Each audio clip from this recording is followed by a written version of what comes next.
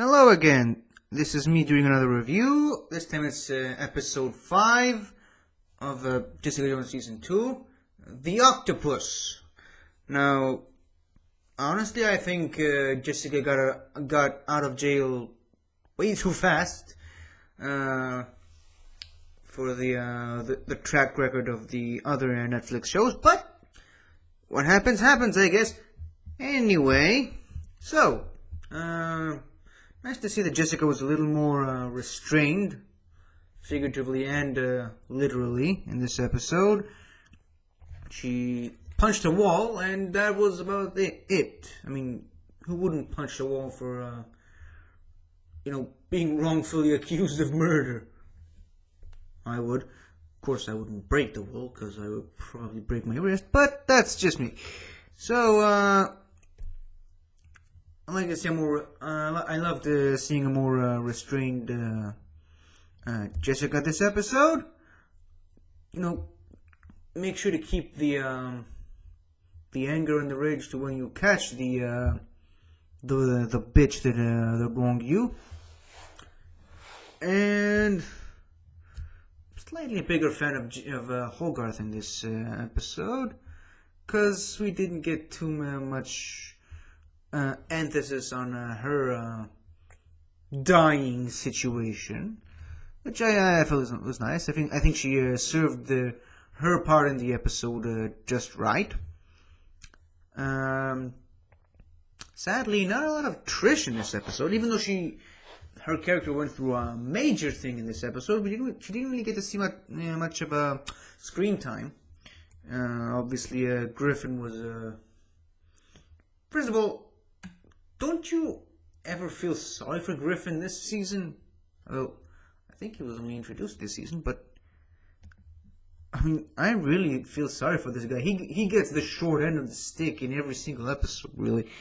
Of course, he was. It was hinted that he was in the previous episode that he was doing several things behind Trish's back, and now we know why, because he was preparing to propose to her. Which, of course, she says no to. And, this is Trish realizing who she is and who she wants to be.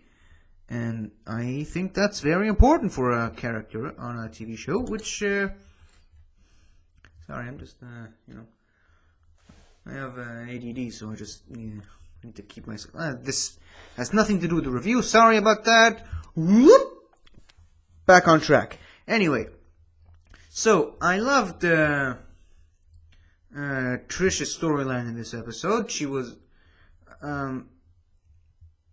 basically she decided to ditch the whole girlfriend of the famous guy persona and become her own woman, which is an important thing for on a show that's centered around women, when the women leads and a strong female protagonist. That's basically the whole point of having a strong female protagonist in the first place.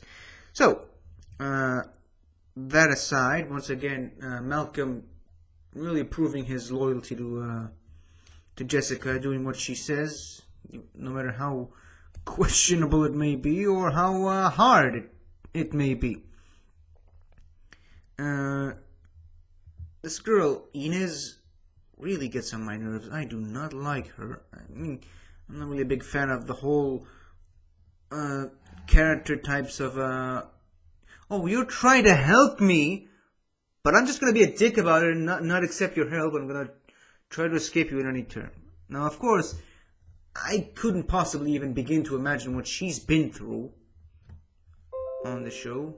Look, I got a message. But even then, I mean, even if you don't want to relive what you've lived through, these people are trying to help you. I mean, the least you could do is accept it. I'm not saying you have to trust them, not at all, because you can't really trust anybody these days. But, I mean, you don't steal a guy's television and go sell it for tickets to get out of town. That's just wrong and stupid. Some nice interaction between Jessica and Oscar in this episode. I loved that.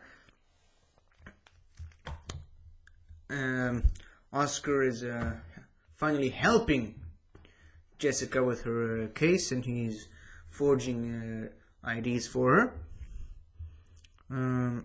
Jessica's looking into the. First of all, is that an actual thing that people are selling pictures from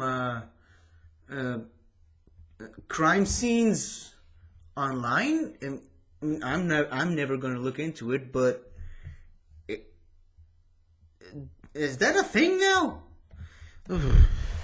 That's just so wrong on so many different levels.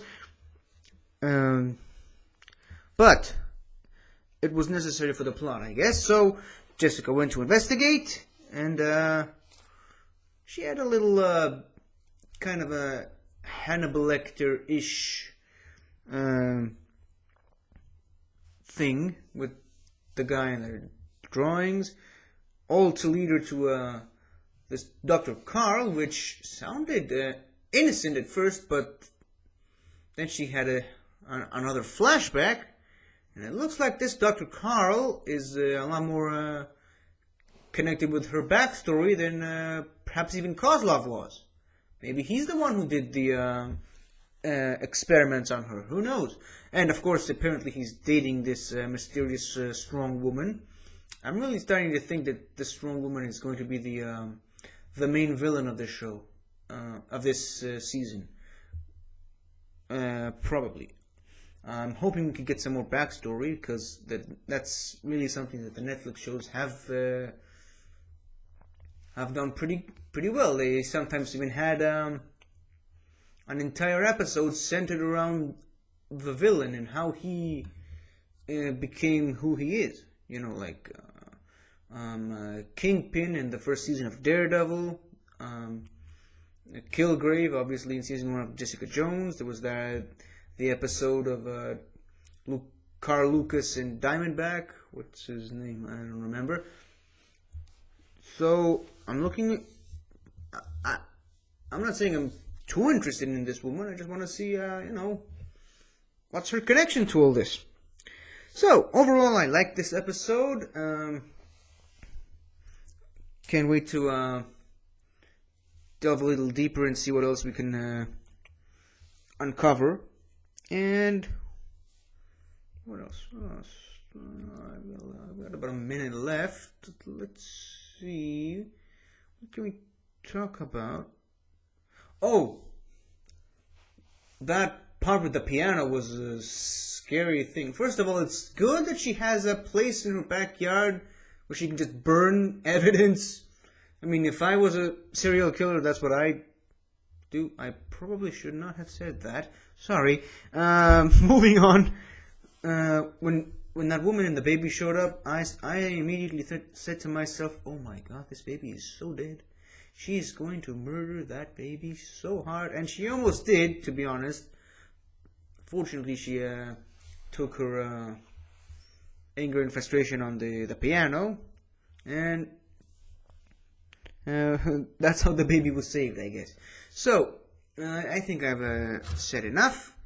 Let's just end it right there before I miraculously remember something else I forgot. And I'll see you guys after the next episode.